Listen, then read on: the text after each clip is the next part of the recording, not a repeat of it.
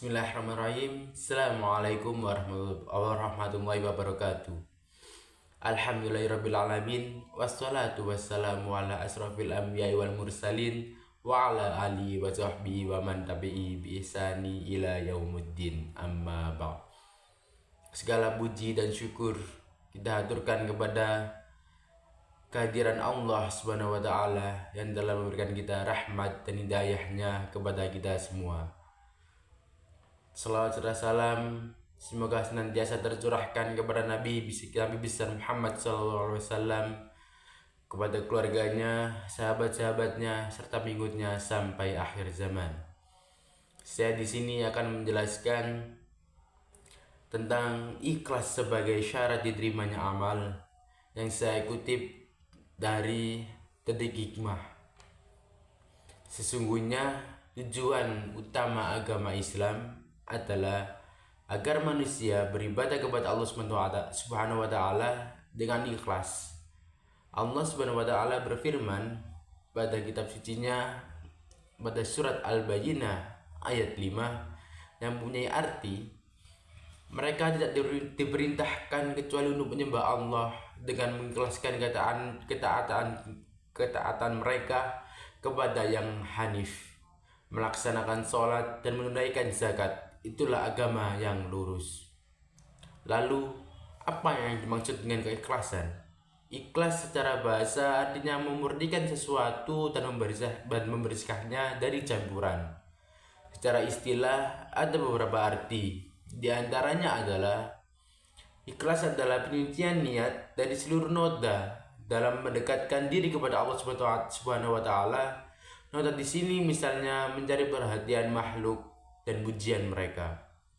Ikhlas dalam penegasan Allah SWT dalam niat dan ketaatan.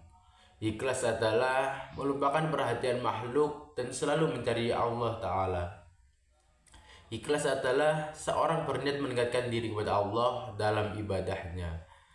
Ikhlas adalah samanya perbuatan seorang hamba antara yang nampak dan yang tersembunyi. Singkatnya, ikhlas adalah seorang beribadah dengan niat mendekatkan diri kepada Allah Subhanahu wa taala, mengharapkan pahalanya, takut terhadap siksaannya, dan ingin mencari ridhonya. Zunnun al-Misri rahimahullah berkata, 3 tanda keikhlasan adalah: 1. Seimbangnya pujian dan celaan orang-orang terhadapnya. Yang kedua, lupa melihat amal dalam beramal. Yang ketiga, dan mengharamkan pahala amalnya di akhirat. Ikhlas adalah asas keberhasilan dan keberuntungan di dunia dan di akhirat. Ikhlas sebagai amal ibarat fondasi bagi seluruh bangunan dan ibarat ruh bagi sebuah jasad, di mana sebuah bangunan tidak akan dapat berdiri kokoh tanpa fondasi. Demikian juga jasad tidak akan dapat hidup tanpa ruh. Oleh karena itu, amal soleh yang kosong dari keikhlasan akan menjadikannya mati, tidak bernilai serta tidak membuat apa-apa, atau dengan kata lain wujudah keadamiyah, keberadaannya sama dengan ketidakadaannya. Ikhlas juga merupakan syarat diterimanya amal. Di samping sesuai dengan sunnah, dalam hadis qudsi dikatakan, "Aku sangat tidak butuh sekutu. Siapa saja yang beramal menyatukan sesuatu denganku, maka aku akan meninggalkan dia dan syiriknya." Hadis riwayat Muslim. Buah yang dihasilkan dari keikhlasan sungguh banyak. Seorang yang dalam mengucapkan la ilaha illallah, maka Allah akan mengharamkan neraka baginya. Seorang yang mengikuti ucapan muadzin dengan ikhlas, maka Allah akan memasukkannya ke surga. Seseorang yang menurut ilmu agama dengan ikhlas, maka Allah akan memudahkan baginya jalan ke surga. Seorang yang ikhlas menjalankan puasa, maka Allah akan mengampuni dosa-dosanya yang telah lalu. Bahkan perbuatan mubah akan menjadi berpahala dengan keikhlasan. Rasulullah SAW bersabda, menafkah satu nafkah pun karena mengharapkan keridhaan Allah, kecuali kamu akan diberikan pahala terhadap sampai dalam suapan yang kamu masukkan ke dalam mulut istrimu. Hadis riwayat Bukhari dan Muslim. Perhatikan lagi seketika orang bermalam di sebuah gua, lalu jatuh di sebuah batu besar menutupi gua tersebut. sehingga mereka tidak bisa keluar. Masing-masing mereka berdoa kepada Allah Subhanahu wa taala dengan menyebutkan amal soleh yang mereka kerjakan dengan ikhlas.